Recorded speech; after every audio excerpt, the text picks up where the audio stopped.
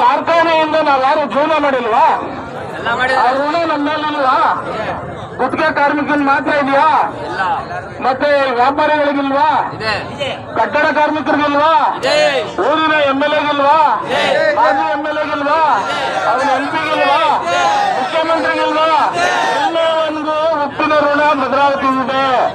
VSL ಕಾರ್ಖಾನೆ ಕೇವಲ ಗುತ್ತಿಗೆ ಕಾರ್ಮಿಕರು ಮಾತ್ರ ಸೀಮಿತ ಆಗಿಲ್ಲ, ಭಾರತ ದೇಶದ ಕಾರ್ಖಾನೆ ಇದು.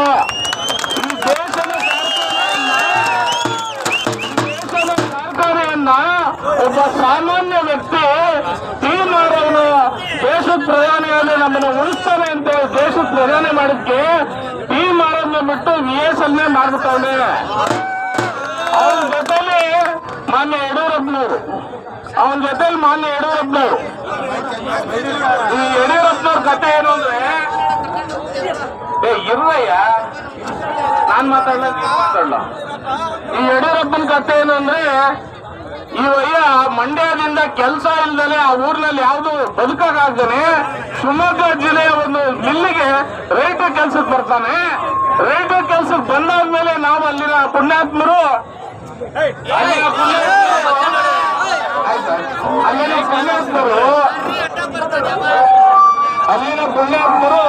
ಆತನಿಗೆ ಆಶ್ರಯ ಕೊಟ್ಟು ಅಲ್ಲಿನ ಪುರಸಭೆ ಮೆಂಬರ್ ಮಾಡ್ತಾರೆ. ಅಲ್ಲಿಂದ ಬಂದಾಗ ಬಿಜೆಪಿ ಒಬ್ಬನೇ ಒಬ್ರು ಇಡೀ ರಾಜ್ಯನ ಸೈಕಲ್ ಅಲ್ಲಿ ತುಳಿತಾನೆ. ಪಾಪ ಒಬ್ಬನೇ ಅಂತೇಳಿ ನಾವು ಅವತ್ತು MLA ಮಾಡ್ತಾರೆ ಜನ. ಆ ನಂತರದಲ್ಲಿ ವಿರೋಧ ಪಕ್ಷದ ನಾಯಕರು ಮಾಡ್ತಾರೆ. 4 ಬಾರಿ ಮುಖ್ಯಮಂತ್ರಿಗಳನ್ನ ಮಾಡ್ತಾರೆ. ಮುಖ್ಯಮಂತ್ರಿ ಆದಂತ ಯಡಿಯೂರಪ್ಪನವರು 4 ಬಾರಿ ಯೋಚನೆ ಮಾಡಿ ಬಂದೆ, ಮೊದಲನೇದಾಗಿ ತನ್ನ ಮಕ್ಕಳು, ಎರಡನೇದಾಗಿ ತನ್ನ ಜಾತಿ, ಮೂರನೇದಾಗಿ ತನ್ನ ಆಸ್ತಿಯನ್ನು ಕಾಪಾಡಲಿಕ್ಕೆ ಈ ಯಡಿಯೂರಪ್ಪ ನಮ್ಮ ಊರನ್ನ ಭದ್ರಾವತಿಯನ್ನು ಹಾಳು ಮಾಡಿದ್ದಾರೆ. ಬಹಳ ಮುಖ್ಯವಾಗಿ ಯಡಿಯೂರಪ್ಪ ಒಬ್ಬನೇ ಹಾಳು ಮಾಡಿಲ್ಲ,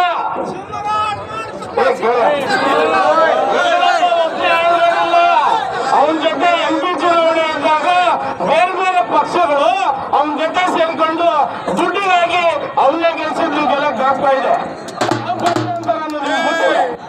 ಇವರೆಲ್ಲ ಸೇರಿ ಮೋಸ ಮಾಡಿ ಇವತ್ತು ನಮ್ ಜೊತೆ ಹೋರಾಟಕ್ಕೂ ಬರ್ತಾರೆ, ನಮ್ ಜೊತೆ ಕಣ್ಣೀರು ಸುರಿಸ್ತಾರೆ, ಮತ್ತೆ ನಾಟಕ ಮಾಡಿ ನಾಳೆ ಇಬ್ರು ಮುಖ್ಯಮಂತ್ರಿ ಪ್ರಧಾನಮಂತ್ರಿ ಅಂತ ಹೋಗ್ತಾರೆ. ಅದರಲ್ಲಿ ನಿಮ್ಮ ಕಾರ್ಮಿಕ ಸಂಘದ ಅಧ್ಯಕ್ಷ ಜಗದೀಶ್ ಇವತ್ತು ಹೋರಾಟದಲ್ಲಿ ಎಲ್ಲಿದ್ದಾನೆ?